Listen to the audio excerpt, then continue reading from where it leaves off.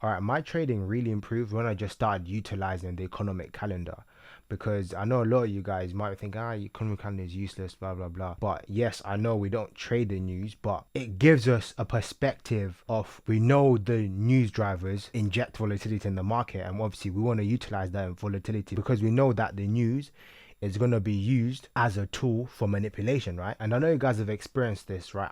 Definitely have experienced this. You're trading London session or trading New York session, whatever. You have a bias on price. You know you want to be bullish on the day, right? And then you get in during London session, you see price is very lethargic. You get stopped out, right? And you think, oh no, what did that happen? Why did I get stopped out? And then you see, damn, there was a news release today. Why didn't I check the news release? Because if you just did a pre-plan and just checked out what news is going to be on today and is it high impact news, just having that information before going into the market can be so useful because it changes the perspective of when you're anticipating certain things to happen. Because if there's a key news driver at a later time of the day and you're trying to get in the market and you see prices being slow, that's indication that, okay, maybe it's better to anticipate my trading setup to form at this time of day where there's going to be manipulation, manual intervention, where price is actually going to be manually manipulated, and then you can then act on and take advantage of that manipulation. You see, you're actually using the news, and just by virtue of you pre-planning that ahead, you're using that as a tool to know when you should be engaging in price. And that's the most important thing about the news, is just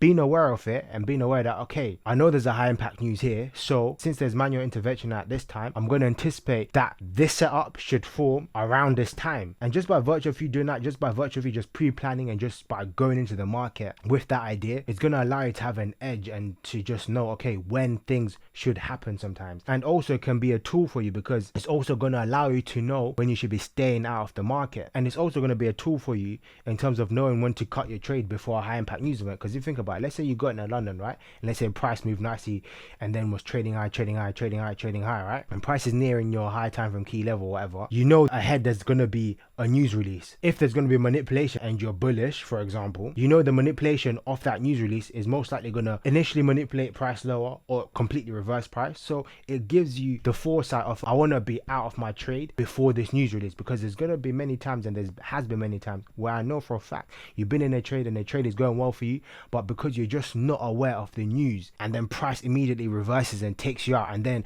now you start revenge trading. Now you're trying to get back into the markets, and then what happens? You blow your account because you're revenge trading, and then you have to restart. So just by being aware of the news is such a huge plus, and it's such a huge advantage. And it's very simple. You literally just go to forexfactory.com, or on your phones, on your app store, just literally download investing.com and just go to the news release and filter those news releases out. Obviously, depending on what you trade, just go to calendar, go to the filters, and then just filter. Okay, we don't want yellow, we just want to focus on the orange and red news release. And then you select your currency pairs, because obviously I mainly just trade NQ now.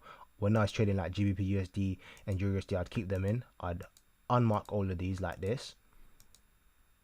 For the sake of this, I'm just going to keep GBP and Euro in, and then I'd apply the filter, and then it's just going to allow me to see on this day there's going to be high impact news, and then it's going to allow you to just have foresight and a degree of control of when you should be in the market, when you should not be in the market, and then staying out of high impact news events like FOMC, CPI, because you're not going to be in the market during these super high impact news events where you know there's a high likely chance that you're going to blow your account, so you stay out of them. And another big one, guys, is that after a high impact news release, avoid trading the next day after a high impact news release that's had a massive range, because price is going to most likely consolidate and it's going to be low probability condition. You need to give the market some time to reset, so avoid those days, because what you're going to do is that NFP might release or CPI might release, and it's going to be a big range there, right? And then the next day you're going to try go in the market and try trading. You're going to see price is very slow, price is very lethargic. You're going to think, why is price so slow? Okay, it's slow because there's just a big range day, and there's a high probability chance that today's going to be a low range, and because it's